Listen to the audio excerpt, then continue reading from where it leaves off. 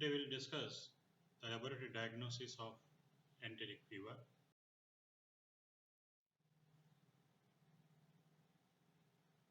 The points which we are going to discuss is sample, culture, serology and molecular test.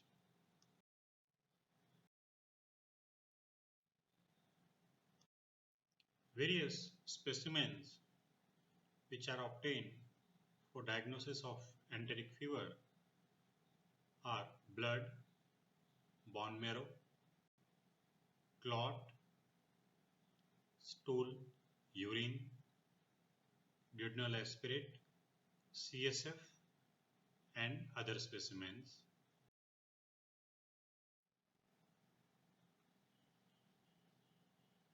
The choice of the test and the specimen is dependent on the duration of illness. In the first week of illness, blood or bone marrow culture and duodenal aspirate culture can be performed.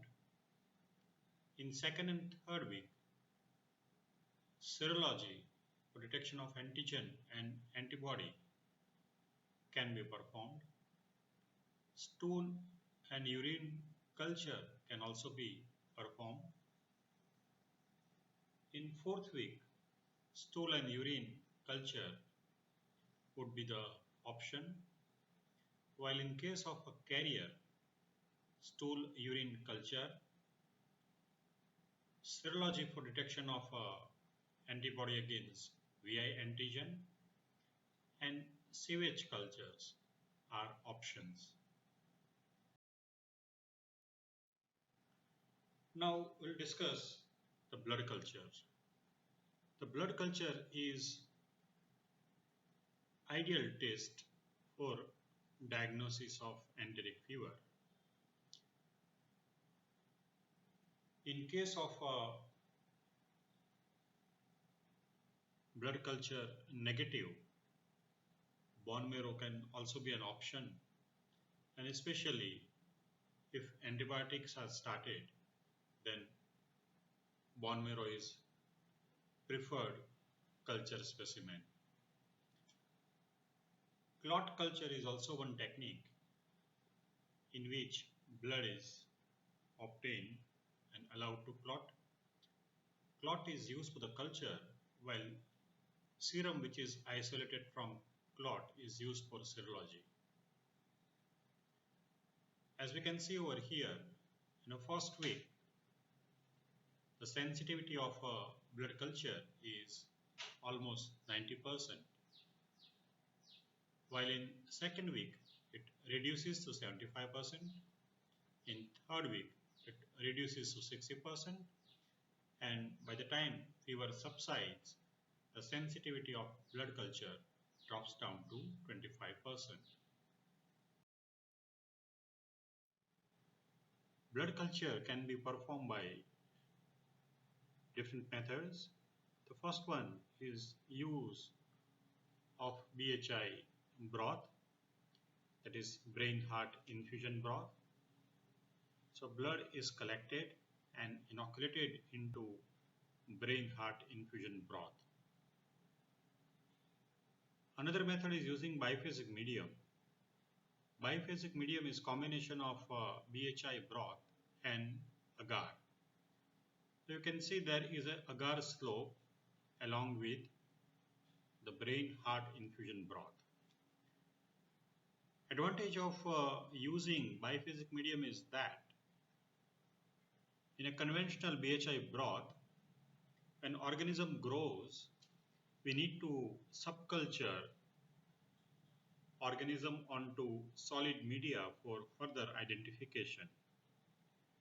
So periodically the sample is to be obtained from BHI broth and to be subcultured on solid media. This process may introduce a contamination in the BHI broth. So if we use biphasic medium, It avoids this process of puncturing BHI broth and avoids contamination due to it. There is periodic turnover of BHI liquid broth onto solid medium in biphasic medium, and if growth appears on solid agar, then it is used for identification purpose. Third method is using automated blood culture system. The systems are highly sensitive method of identification of etiology. You can see over here one of the example is automated blood culture system, that is Recti Alert. In this, the organism would grow once we inoculate the blood, and the sensitivity is very high. There are certain component in this media which inhibit the inhibitory substances present in blood, and there is automated system of detection of positive culture. Now, the process of taking blood is very important for enteric fever and even for other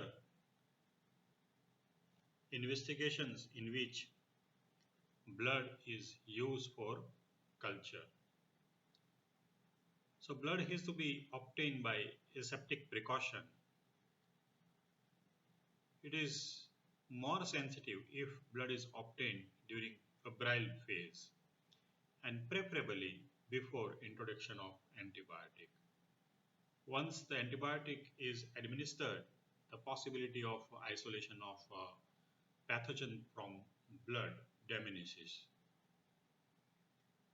Multiple samples are advocated either at different time or if it is simultaneous from different place.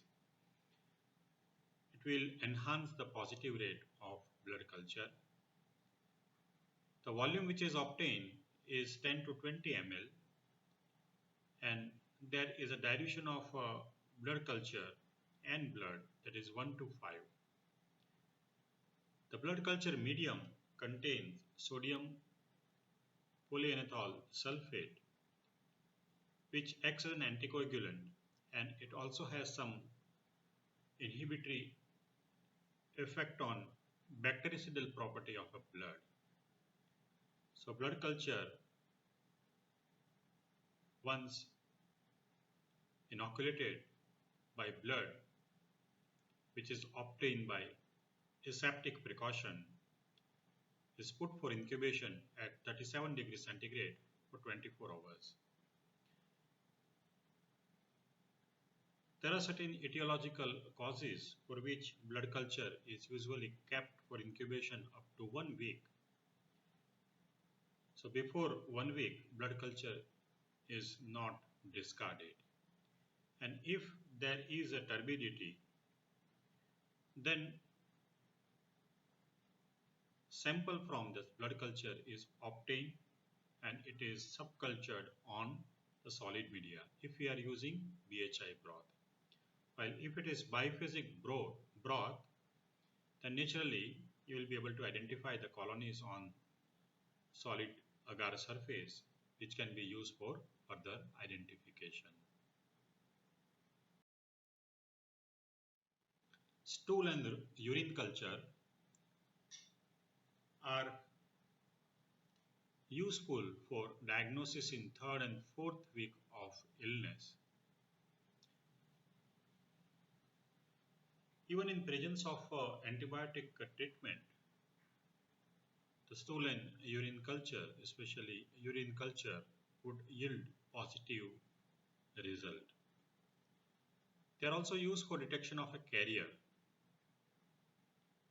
Now, if the stool or urine is obtained for the culture, naturally it would also have commensal organism.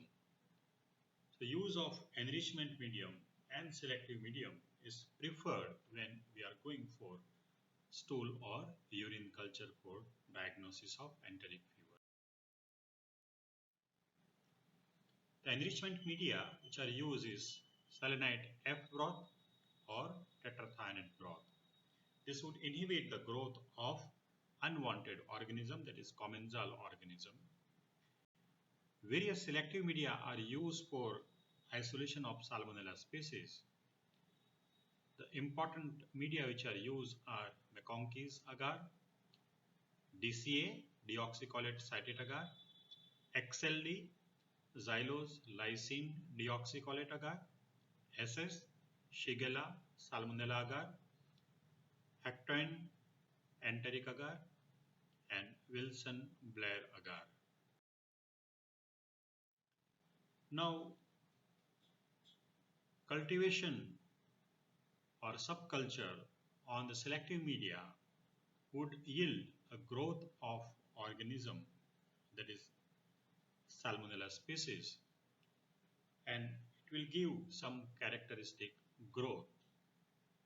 You can see over here on McConkey's agar, it typically produces lactose non-fermenting growth, that is pale in color. In case of deoxycholate citrate agar, the colony is lactose non-fermenting, pale with black centers.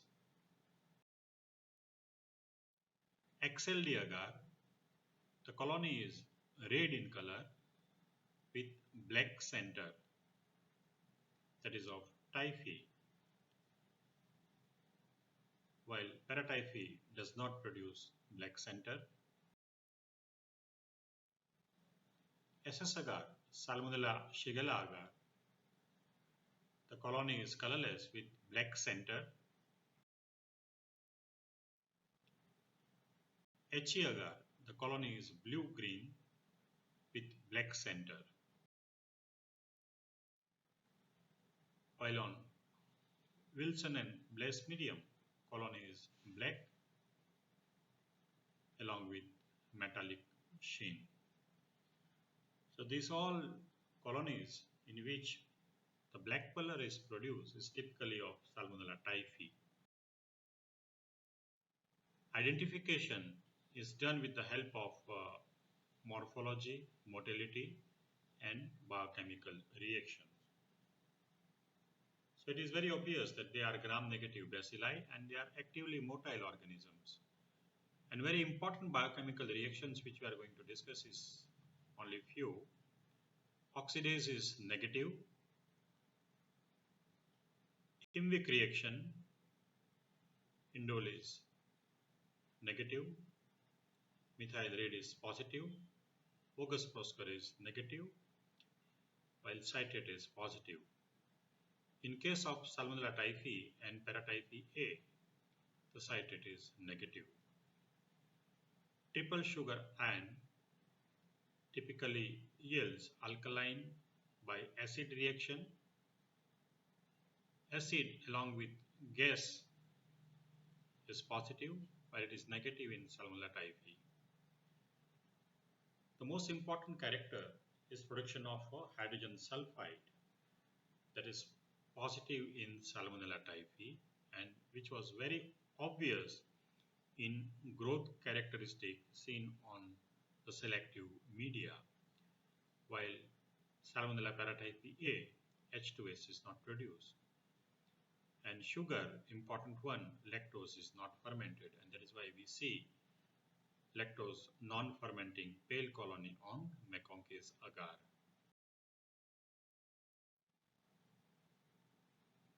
After provisional identification by biochemical reaction, it is important to go for anti-sera testing for confirmation. Kaufman-White antigenic classification, in which we studied O antigen, H antigen, and VI antigen. O antigen is somatic antigen, H is flagellar antigen, and VI antigen is for the virulence. So based on that, different antiseras available, and we go for agglutination test. The culture obtained from the solid media or selective media, the colonies are taken and mixed with antisera, and there would be a agglutination reaction. We can see over here, in case of polyvalent O antisera, all Salmonella species will give a positive reaction. But it can be differentiated based on the group specific antisera. So S typhi would give positive reaction in O9 group antisera. Paratyphi would give positive in O2 antisera, and paratyphi B would give positive reaction in O5 group antisera. VI, it can also be used, and it would be very typical that it would be positive in S typhi. VI antigen is expressed in Salmonella typhi.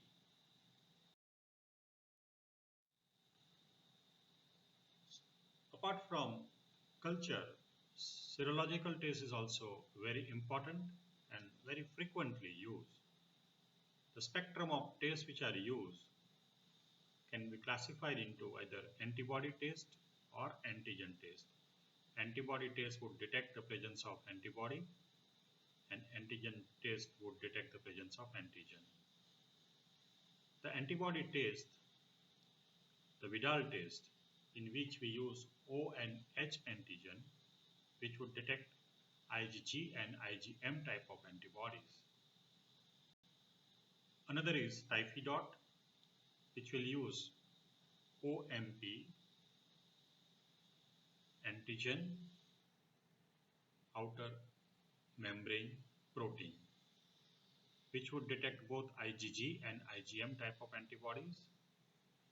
IDL tubex, which would use O9 group antigen, but it will detect only IgM antibodies.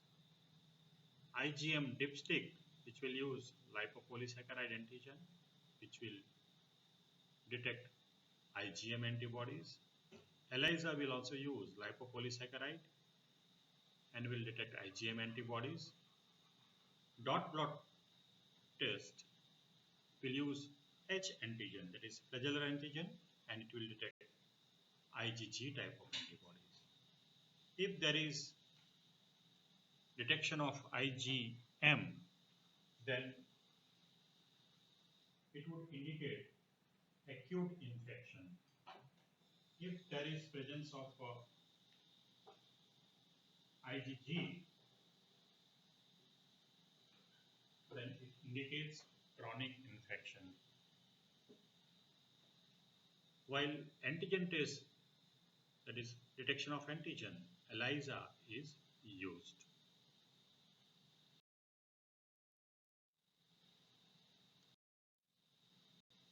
The next is molecular test, that is polymerase chain reaction, and the gene target is flagellin, IROB, and FLIC. These are the gene targets which can be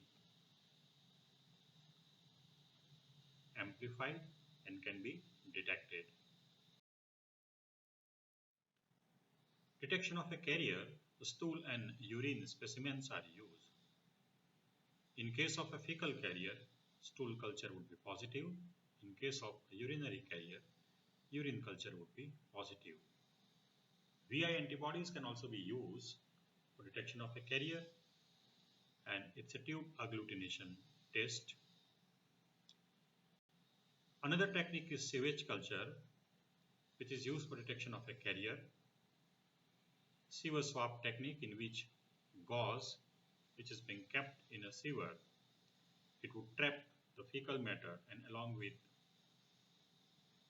Salmonella organism, and now this gauze paste is used for inoculation and is inoculated on culture media.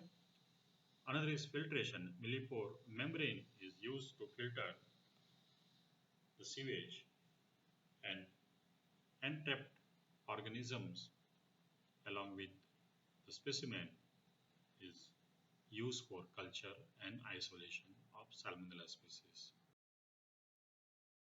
Next is immunoprophylaxis. There are vaccines available for prevention of enteric fever.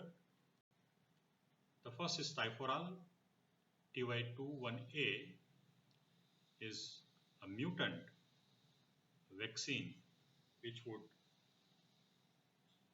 cause intestinal infection, but it will not be able to lead to further pathogenesis because it's a mutant strain. It's a live attenuated vaccine which is available in enteric coated capsule. It is to be taken orally on 1, 3, 5 and 7 days. It is indicated for individuals more than 6 years of age and it provides protection up to 5 years. So every 5 years the booster is indicated. Another is parenteral vaccine, that is VI capsular polysaccharide. The single dose injectable vaccine is indicated for individual with age of more than 2 years and it confers protection up to 2 years. So herewith we complete the laboratory diagnosis of enteric fever. And over here, all of you know the story of Mary Mellon, or typhoid Mary. The question to brainstorm, think and answer is, was Mary Mellon a symbol of the threat to individual liberty or a necessary sacrifice to public health? So please think over it and answer that. Thank you.